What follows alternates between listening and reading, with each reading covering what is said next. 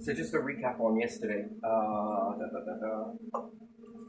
you need one periodic table per type of star, and then what this type of star at the end of it, if you pop it and you get a different set of elements come out, well, it's pretty much simple, isn't it? Because you keep it up to a baseline and then just add in the extras for that particular star. Categorizing all of this stuff is quite the achievement, but still.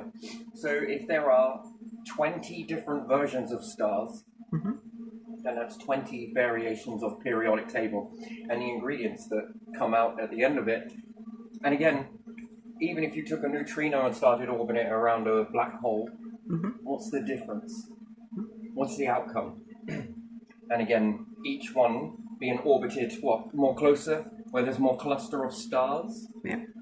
This is going to change the outcome, because although it seems like quite far away here, because we were on one of the spirals, more closer to the center you get, there's going to be a lot more pressure.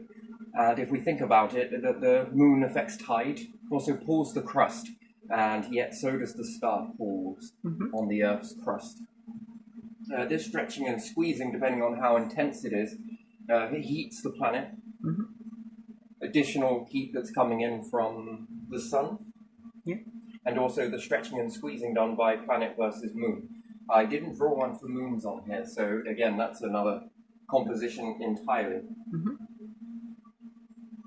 Once you've got all the variations, I'm pretty sure that this changes the outcome, because they're different ingredients. A little bit more heat, a little bit less heat, a little bit more cooling, a little bit more stretching, a little bit more squeezing. So you end up with a variety of times X. So how many do you have? Well, it could be 20 plus, could be 40, could be 100, could be 1,000, could be 1,000,000. Planets, again, even bigger number. Asteroids, again, they're a little bit more easier to categorize, but even still, depends on what they've been subject to, is what has this done to the elements. These often remind me of sperms, and the planets remind me of eggs. Yeah. It also does with the stars as well. So yeah, and then we're looking at the intelligent life. What does their periodic table look like? Well, it's still a collection of elements, and they bring these elements together. So especially intelligent life, as opposed to natural, we're talking about the unnatural. You could say aeroplanes, you can say boats, you can say ships, you can say motors, you can say power stations. And again, the way you cook these elements together, what else could you say? Buildings? Yeah. Skyscraper? Dolls, trucks, cars, bikes. Still again, it's collecting the elements together. That if you popped a star, you wouldn't see a load of motorbikes fall out now, would you? No. It'd be really easy to get a Harley Davidson then, wouldn't it? Pop a star and out comes a skyscraper. Yeah. Oh, these are some amazing. Okay, yes, the principle that it came out of the star, yes. Journeyed from asteroids, yes. Journeyed from the planets and planet collisions, yes, also. AI. Yeah. What is not natural? Hospital. Doctor's profession, it would just be easier to do it that way. So forth, so on. Now, that's a collection of very strange things. So you could say rockets.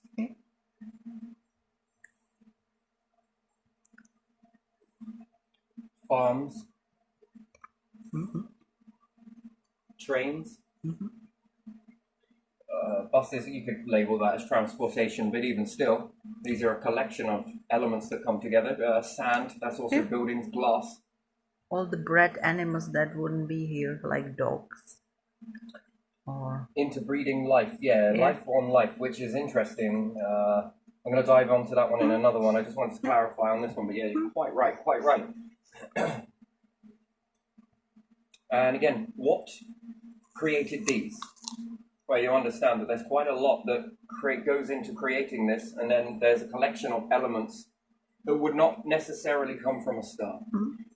So we were looking at rubber yesterday. I'm pretty sure that we were having a look at this sort of stuff. Extracting moisturizers again. wouldn't naturally occur. Alcohol, different things like that. And at different intervals of cooking up these elements, different ingredients go in to create something completely different. You could say a factory. That's interesting. But by and large, and again, this is what these life forms are creating here. Yeah. You. Mm-hmm. Certain animals are doing some other things that are quite unique. Bees are making honey. Yeah. Again, it wouldn't naturally form. Without bees, would you know honey existed? Yeah. Therefore, it's a unique. Pop a star and out comes a load of honey. Now, what happens if you take that honey and put it into a star? Probably nothing. It Huh? burns. Probably nothing. That's, I'm saying probably. I don't know. well, it's a question. You know, you'll say probably nothing, but something will happen. What happens if we're talking about a colossal amount of honey and we just keep putting it into a star? Keep feeding it into one of these. Now, again, is there going to be something new come out of that? Who knows? You may say probably nothing. I very much doubt that there will probably be nothing come out of it. Well, what happens if we add a load of life forms to a star? Again, it's no different to subjecting them to a meteorite impact, which creates fuel.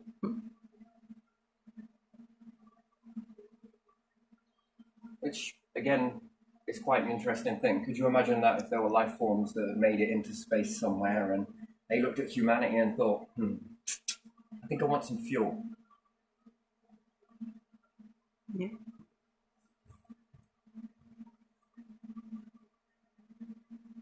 We like what they're building with that fuel. Maybe we could do that too. Here's a meteorite.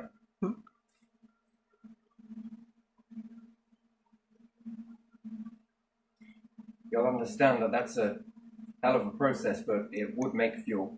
Humans are already making fuel. Whether they succeed or fail, the byproducts goes on to support other life forms, depending on the time ratio. How long do you have?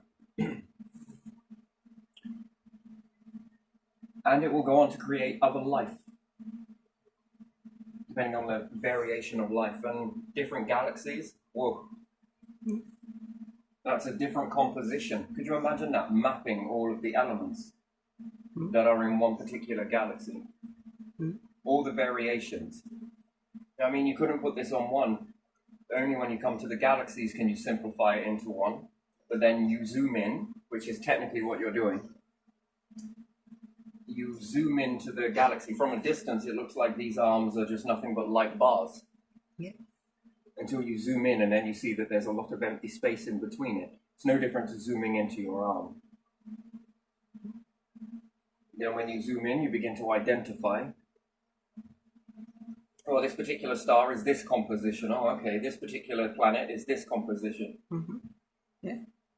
Which makes up the overall composition of all of them, compared to this one over here, which is, well, that's different. Or what makes it different? Zoom in or travel to.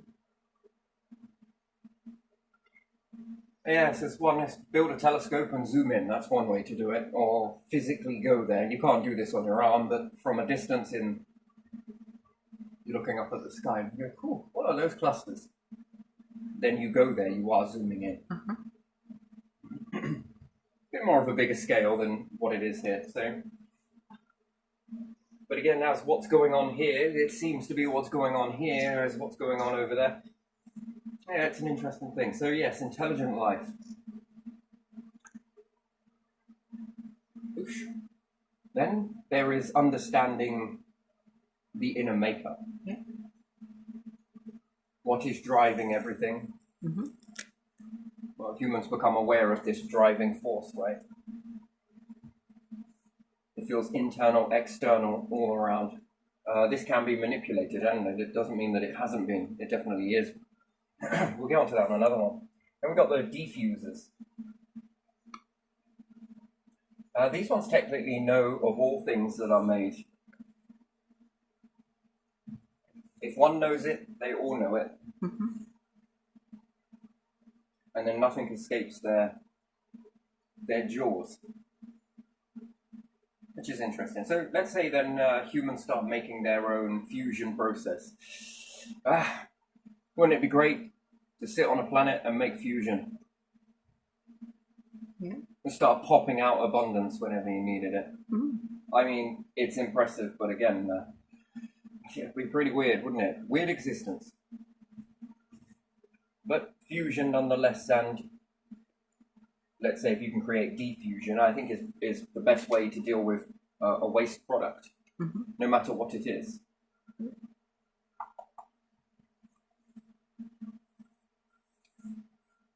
End its cycle and extract what is needed. You don't need to create a black hole, and you don't need to create a star to create fusion or diffusion.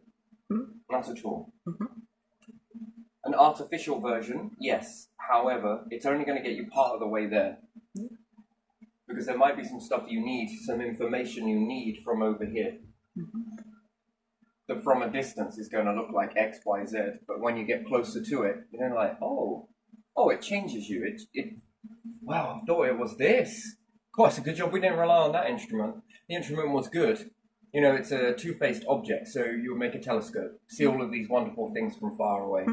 It will give you a whole load of data, and then future generations will look back on that moment and think, it's a good job we didn't settle on that. But it turned out that those instruments, although got the awe, got the wow, from our perspective, it looks like it's a leap.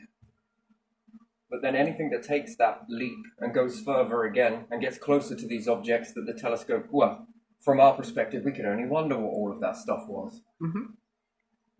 But then future perspective, they go there and it changes what this saw. And what appeared to be a monument moment in the future turns out to be quite the opposite. Oof, was that wrong? Well, no, it was right, because it got you on the journey. It got you...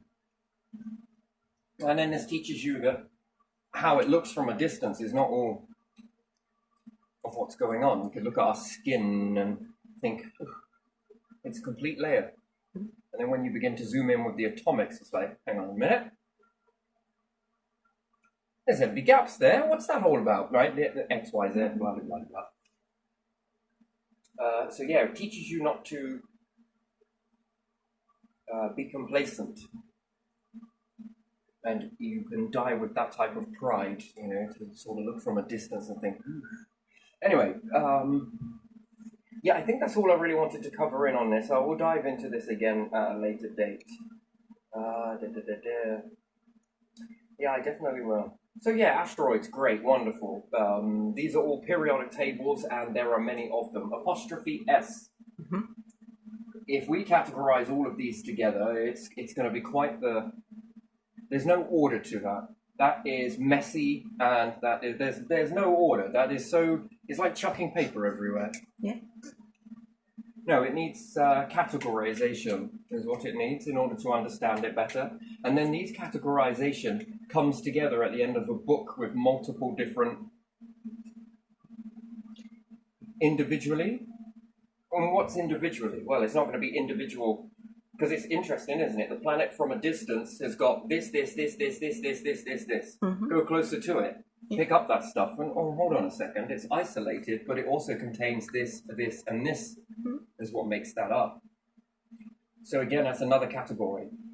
So you've got, and then if you separate those again, then they're independent categories, which is an interesting thing. But there's no order in that. It's senseless. It's complex, and it doesn't need to be. But yeah, if it was broken down into step by step, individually, these types together create this outcome, which a lot of these outcomes create this outcome overall planet. Then you look at individual planets with that type of individuality versus their individual structures. And then you step back and then you think Soho, these ingredients. If you look at the star, you've got these ingredients. And you take a step back, those ingredients. Okay, that goes there, that's one Soho. Another Soho. Oh, These are different ingredients. Zoom in further. Oh, these, and these. Wow, that's interesting. Never seen these before. Wonder what could have cooked those up. Then you start getting categorization. Could you imagine that, to be able to map everything?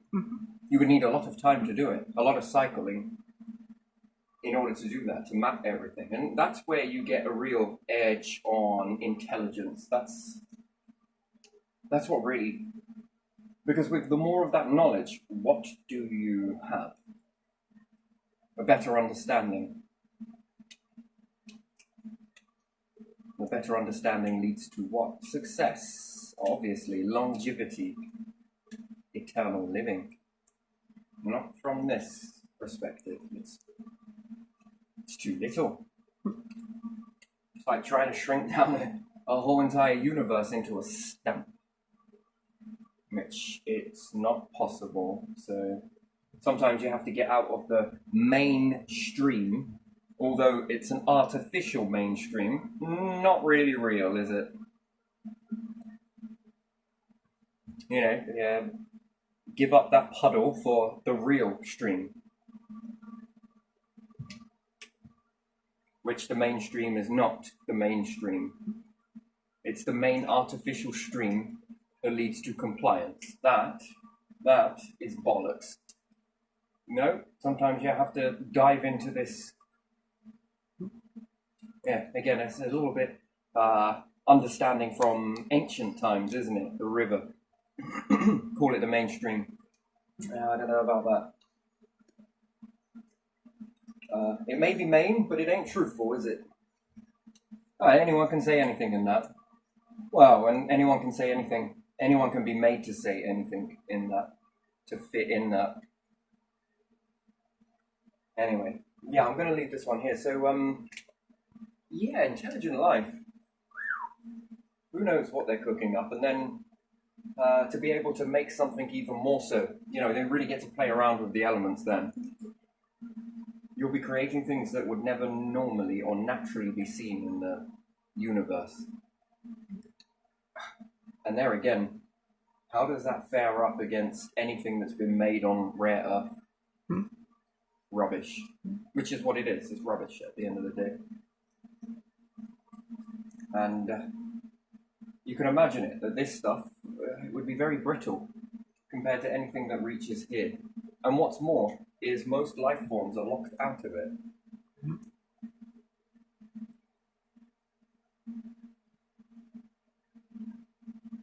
You know, while you're playing around with this little 0.1%,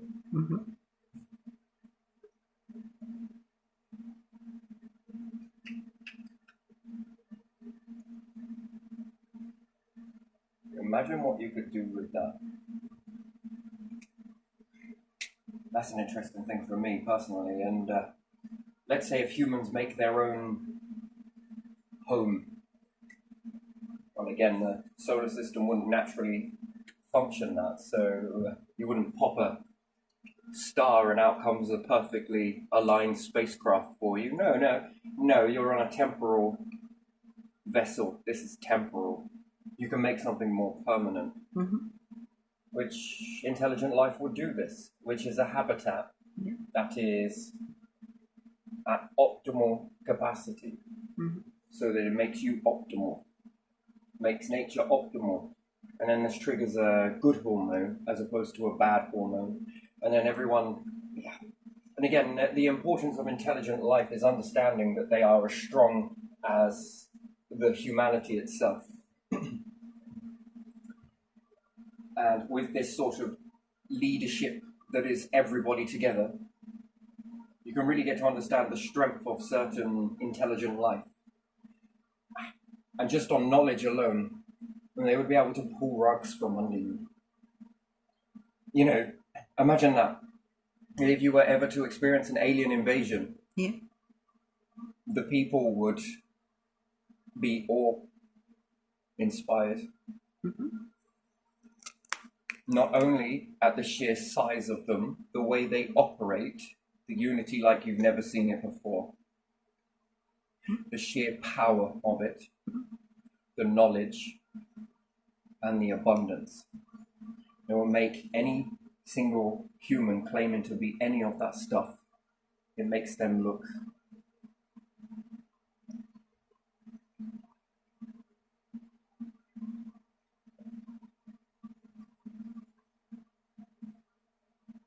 don't you think so? Yeah. And then how would that look to humans? Aggressive or fuck, I'd like to be a part of that. And truly, if they were operating in this way, and you were abducted by aliens, you really think you're going to come back? No. No.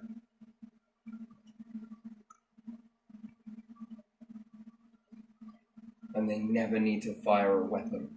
Ever. They could, but they never need to. Yours is like firing rubber.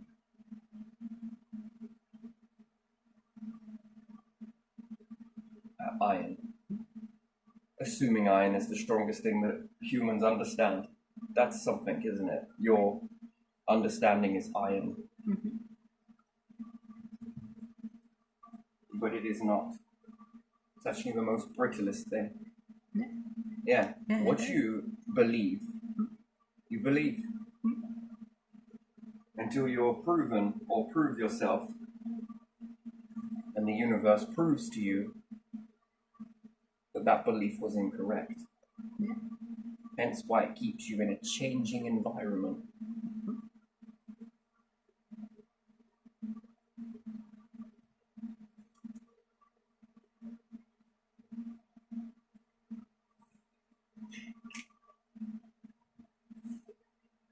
When you get to that knowledge, that's all about presence, not you don't need to fire anything. Anything that could be fired just would not work. It'd destroy you more than it would destroy anything else. That's interesting, that's power. Doesn't announce, doesn't boast, doesn't flex. Just appears and stands firm.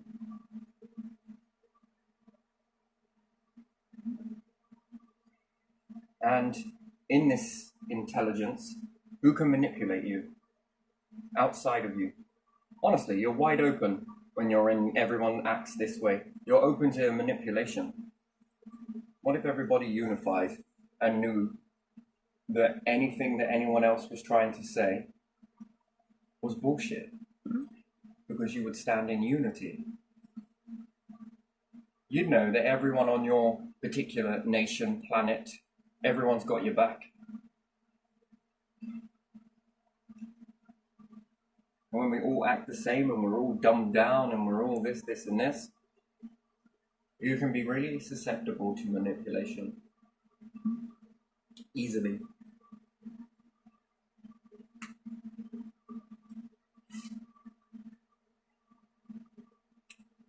So there are mind games, and then there is impenetrable mind.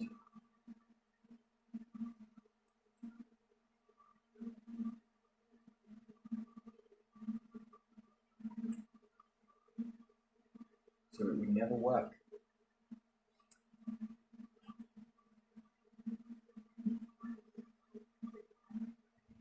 Because that's a mentality of destroying.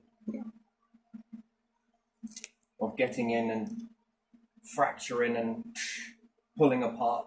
And everybody levels up at the exact same time. You'll believe that, will you? They become fairy tales. They become nothing but fictional books. Fiction. I think I'll put you under fiction. Why is that? Because I think you're full of shit.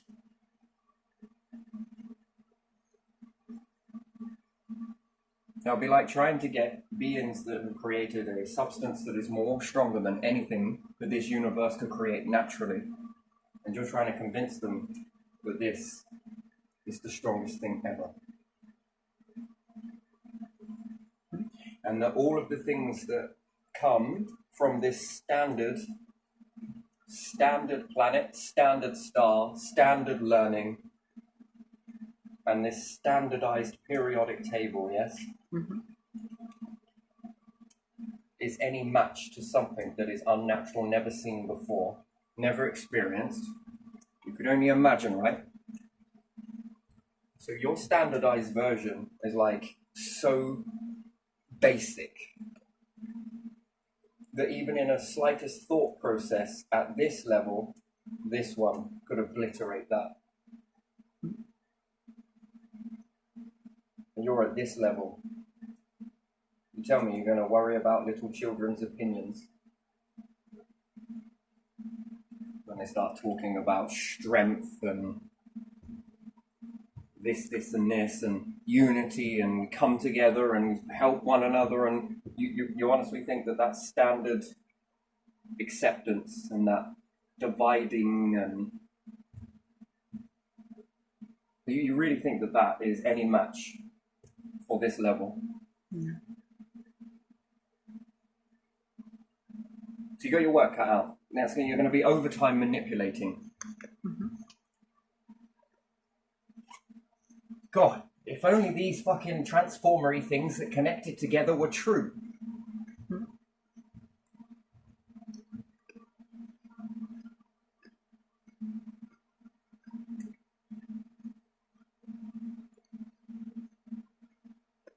You see, because it's belief. Individuals at this level, they believe in this. Yeah, anything that is intelligent life know this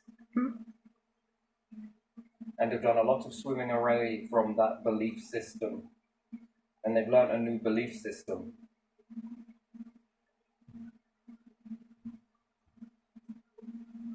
Is that the end? No. What happens if we keep going?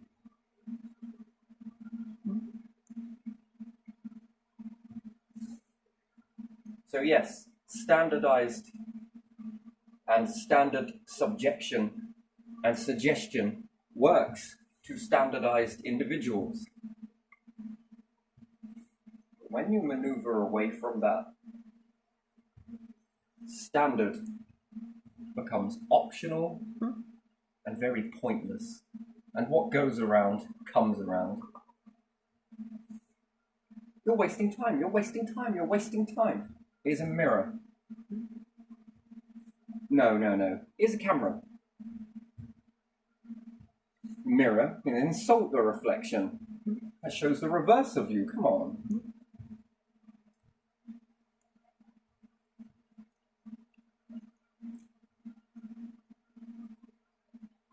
You would understand that beliefs are limitations. What you believe limits you. Most people want you to stay stuck on one. Why? When you can come into it in many different angles, why would you need to stay stuck?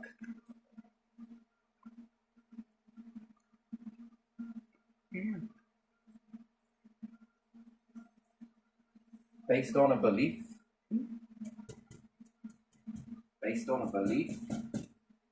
that everything is exactly the same, but based on that belief system,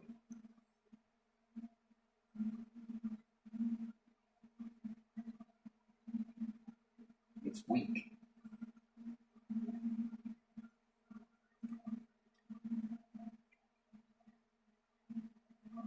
So the biggest fundamental belief is change. If you lived longer, you would understand what you believed yesterday might not be true for tomorrow. Yeah. And then we start shaming people into hypocrisy. You're a hypocrite, you're a hypocrite, you're a hypocrite. Yeah, damn right. Damn fucking right. You look at that as negative? Yes. Yes, we do. Why? Because you got to pick one. No. That's settling. That's settling for this. And then what? If we start to prove things outside of that, well, we've made a rod for our own back, because we have to keep believing in this, because that might ruin us in some... It's very stupidity, isn't it? It's just very stupid. And then we have to keep the furniture exactly in the same place now. Why?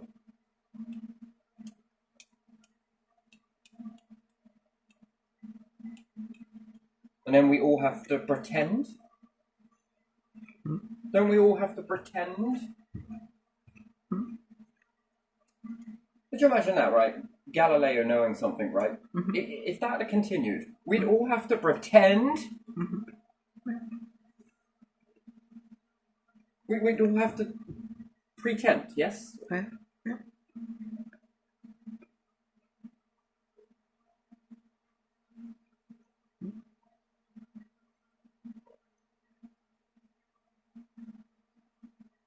And in order to keep that pretendness going, we now have to do extreme measures to stop people from finding out otherwise. And that is a life. And that, it comes from people, and if you ask them directly, so if you found out something was true, you would be okay not to know it then. Well, no, but you don't like hypocrite. Well, that's different. Oh, okay, so it would be okay to believe in this then still. Well, no, but then you would have to change your opinion. Yeah. You believe X, Y, Z now, yes. So if you were to become a hypocrite, you would have to let go of that belief and move into something new. Yeah. Which then makes you a hypocrite. But you don't like being a hypocrite when it's someone else doing it. And I can't follow it. I don't understand it.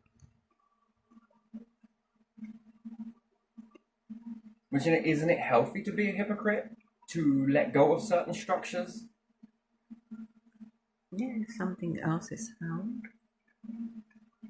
And it's found later because before that no one could see or understand.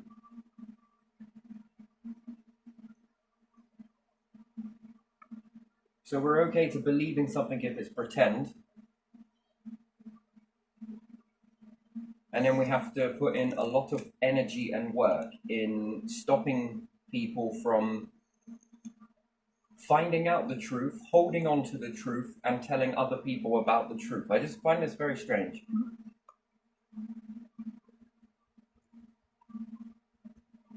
Yeah. And then how does that go? Oh, it'll be someone else's problem. And then that person is like, you know what? It's like playing past the fucking puzzle, isn't it? But through generation after generation. What the fuck is that? And then how much time gets wasted in that? Quite a bit. Yeah, a lot. A lot. You know, we were talking yesterday that it drops off at the end.